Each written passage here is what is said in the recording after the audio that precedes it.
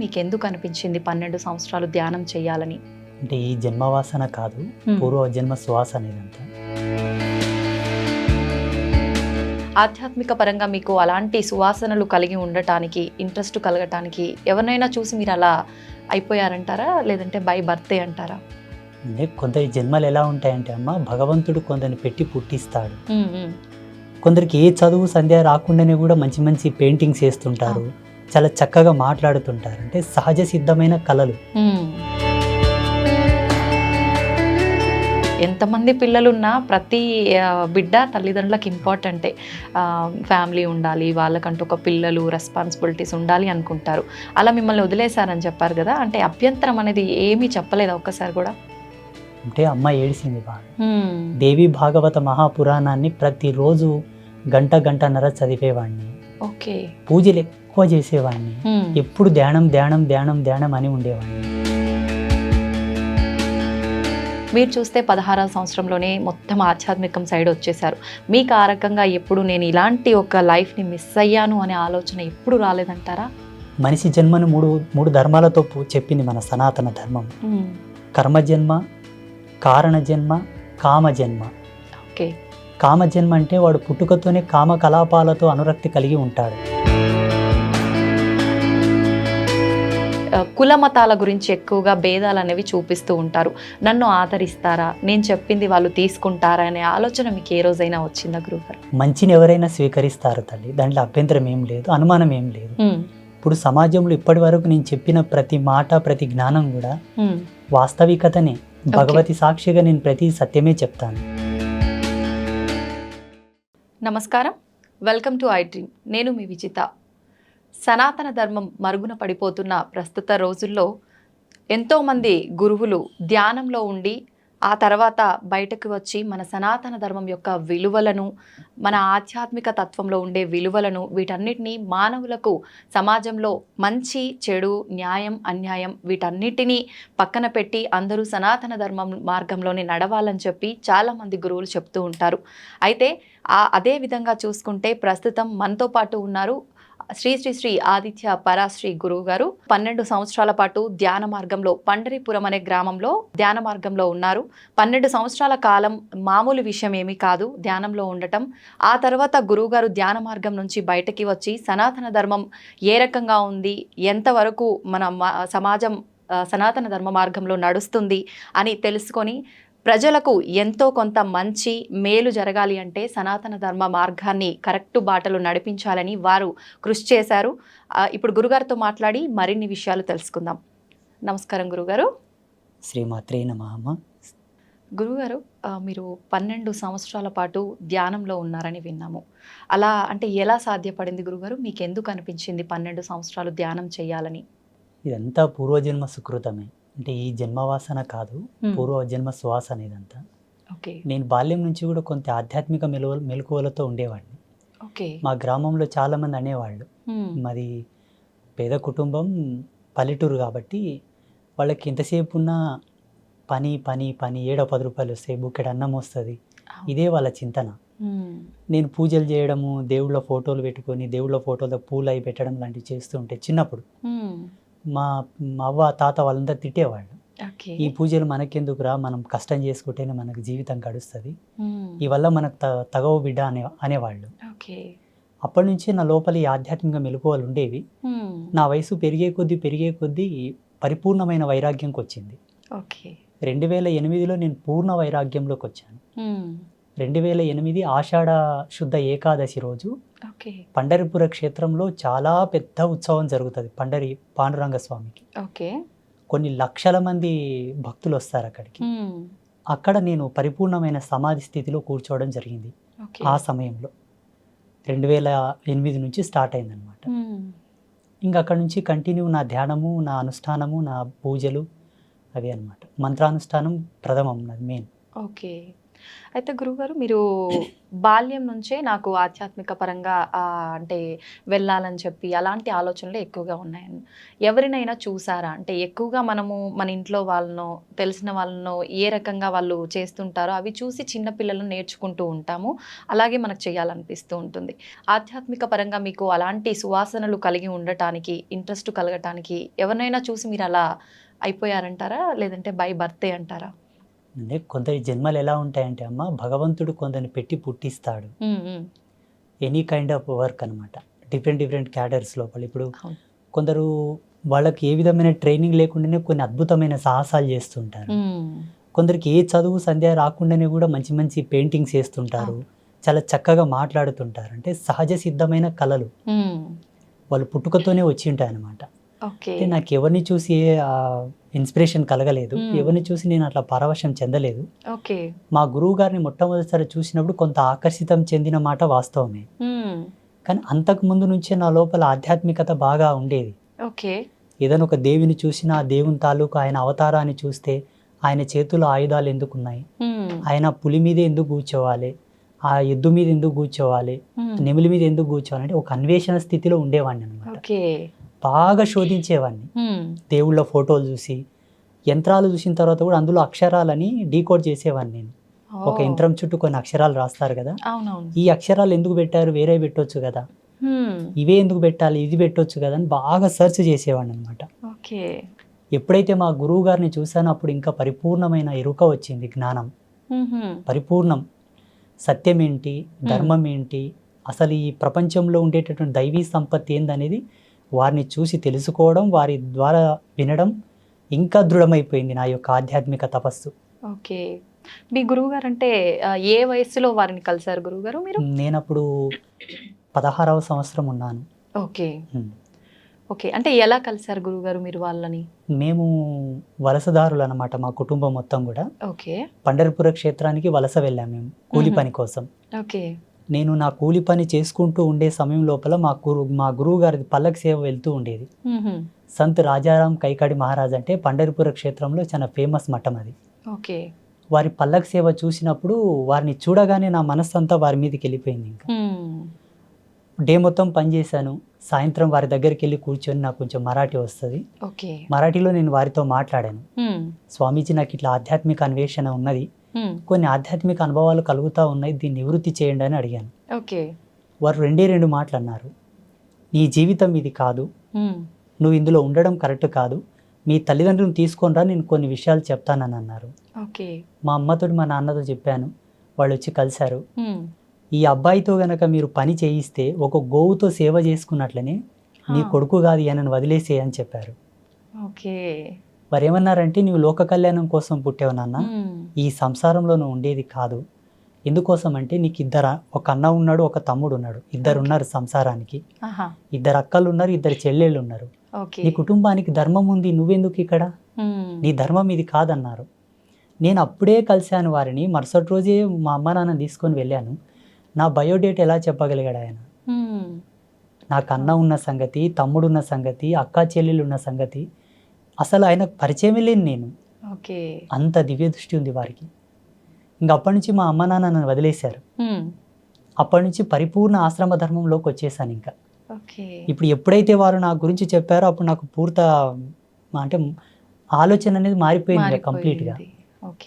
ముందుగానే మీరు ఆధ్యాత్మిక పరంగా కొంచెం ఇంట్రెస్ట్ ఎక్కువగా ఉంది కాబట్టి గురువుగారు ఆ మాటలు చెప్పగానే, కానీ గురువుగారు మామూలుగా మీకుంది ఓకే, కానీ పేరెంట్స్ ఎక్కువగా సపోర్ట్ చెయ్యరు.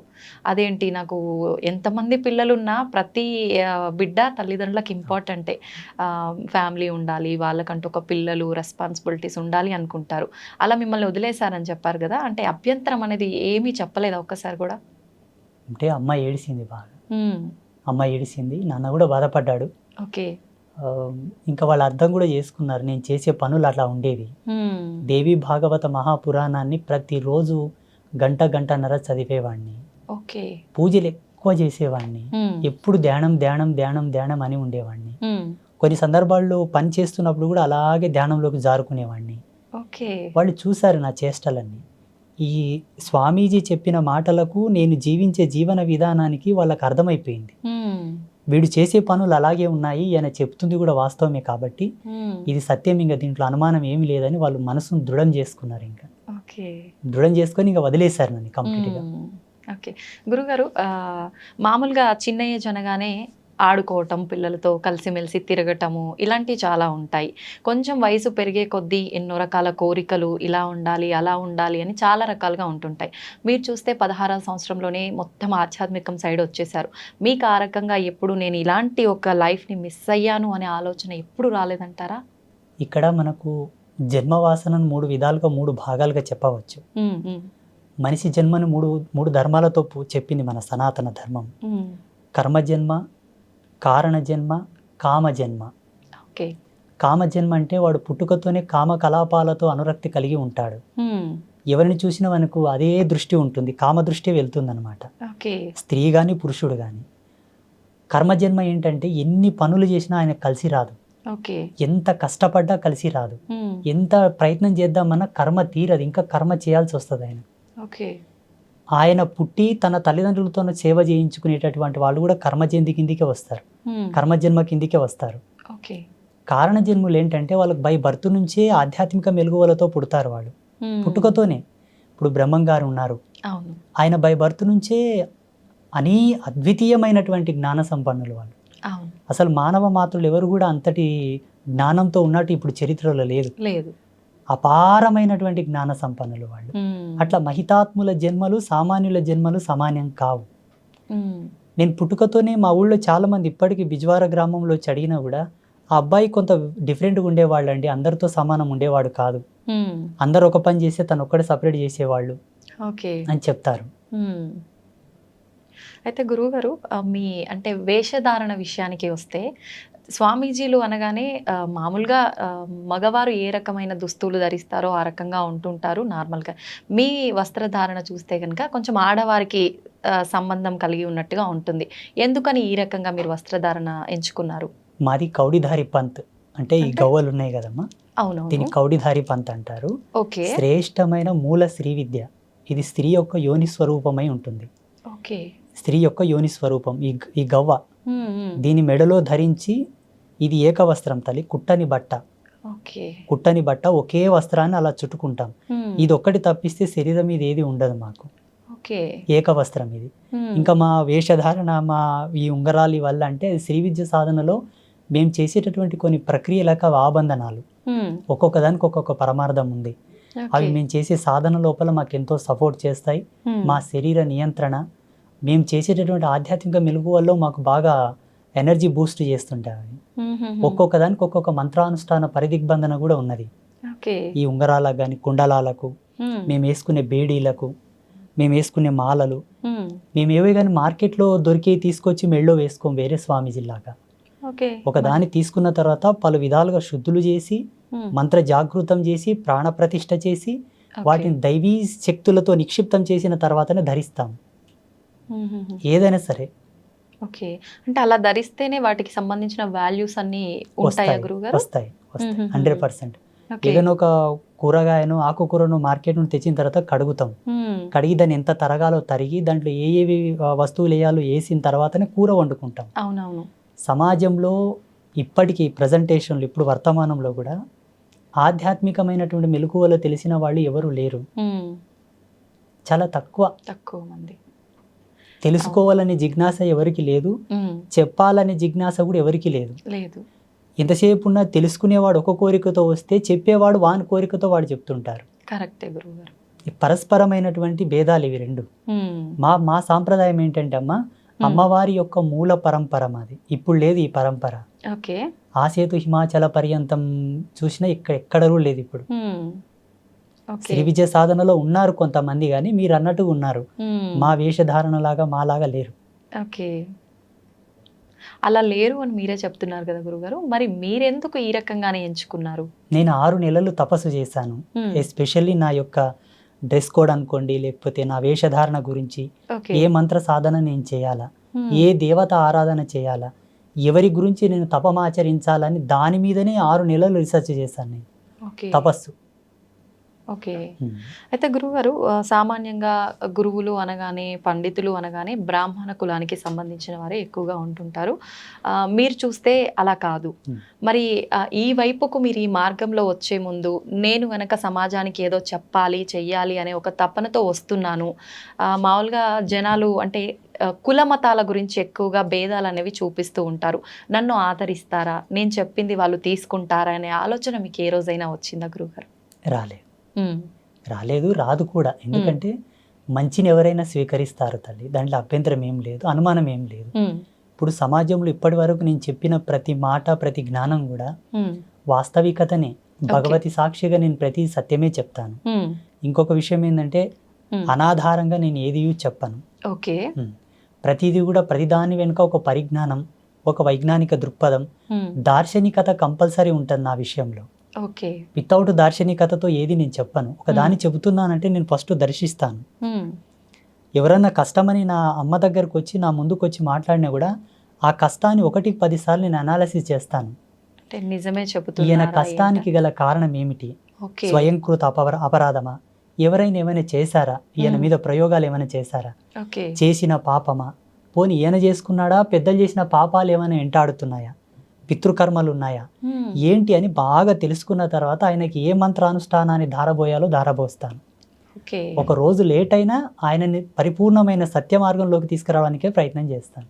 ఓకే. వాళ్ళు వచ్చారని ఏదో గబ్బుకున్న తాయితు కట్టేయడం, ఓ యంత్రం ఇచ్చేయడం, హ్మ్. ఏదో చేసేసి శక్తిపాతం అంటూ అదంటూ ఇదంటూ పూజలు పునస్కారాలని టైంపాస్ చేయను నేను. హ్మ్. ఓకే. అంటే అందరికీ మంత్రబోధనే చేస్తుంటారా గురుగారు? మీరు అన్నట్టుగా యంత్రాలు జనరల్‌గా అందరూ తాయెత్తులు, యంత్రాలు ఇలాంటివే మంత్రిస్తుంటారు. అలా ఏమి ఉండదా మీ దగ్గర? ఆ వ్యక్తి యొక్క సమస్యను బట్టి, ఆ తీవ్రతను బట్టి ఏది అవసరం అది చేస్తూ ఉంటాను. హుహుహు. ఓకే. ఇదని ఇది కాదని కాదు. హ్మ్. జనరల్గా భేదం అనేది ఏమీ లేదు అక్కడ. ఓకే. ఆయనకు తాయెత్తు అవసరం అయితే ఇమ్మీడియట్లీ తాయెత్తు రెడీ చేసి ఇస్తాను, తీసుకున్నానా ఇలా ధరించు, హ్మ్. ఈ నాళ్ళకు నీకు మంచిగా అవుతుంది పో. ఓకే. యంత్రం అవసరం ఉంటే ఒక రాగి పత్ర తీసుకొని దాన్ని యంత్రలిఖితం చేసి దానికి అనుష్ఠానం మహిమను దారబోసి హ్మ్. అభిమంత్రించి ఇచ్చేస్తాను, ఓకే. తీసుకెళ్ళు నీకు పని అవుతుందని చెప్పి. హ్మ్. ఓకే. అయితే చాలామంది చెప్తుంటారు గురువుగారు, ఈ యంత్రాలు ఇవన్నీ మూఢనమ్మకాలు అని. అవన్నీ నిజంగా మూఢనమ్మకాలే అంటారా? లేదు నిజంగా కరెక్టే అంటారా? వాటన్నిటి గురించి మీరేం చెప్తారు? నా అనుభవం ప్రకారంగా జగన్మాత నాకు ఇచ్చిన జ్ఞానంతో హ్మ్. మన సనాతన ధర్మంలో ఈ భారతీయ వేద విజ్ఞానం లోపల ఏది కూడా మూఢనమ్మకం కాదు. ఓకే. ఒక నిమ్మకాయని కారు టైర్ కింద పెట్టి తొక్కియడం లోపల కూడా వైజ్ఞానికమైన దృక్పథమే ఉంది. హ్మ్. దాన్ని మీరు తెలుసుకోలేదంతే. ఓకే. ఎంతసేపు ఉన్న నమ్మకాలను మూఢనమ్మకాలను వైపే మీ ప్రయాణం కొనసాగింది తప్పిస్తే హ్మ్. దీని వెనకాల ఉన్న మూలం ఏమిటి, ఓకే. ఎందుకోసం ఇవి చేస్తున్నారని ఒక్క లోతు వెనక్కి వెళ్ళి ఆలోచిస్తే దాని అంతరార్థం చాలా అద్భుతంగా ఉంటుంది. నిజంగా చాలా అదృష్టంగా భావిస్తున్నాను గురుగారు మిమ్మల్ని కలవటం. మీ మాటల ద్వారా మంచి, చెడు, అసలు న్యాయం ఏంటి, అన్యాయం ఏంటి, మన సనాతన ధర్మం ఇంకా కొంతలో కొంత మంచి మార్గంలోనే వెళుతుంది. కొంతలో కొంత ఏదైతే చెడు మార్గంలో వెళ్తుందో అది మార్చటము, తెలియచెప్పటమే నా లక్ష్యం అని మీ మాటలన్నీ విన్న తర్వాత నాకు చాలా సంతోషంగా ఉంది గురుగారు. మిమ్మల్ని మీ విలువైన సమయాన్ని మాకు కేటాయించినందుకు థ్యాంక్ యూ గురుగారు. శుభమస్తు. శ్రీమాత్రే నమః.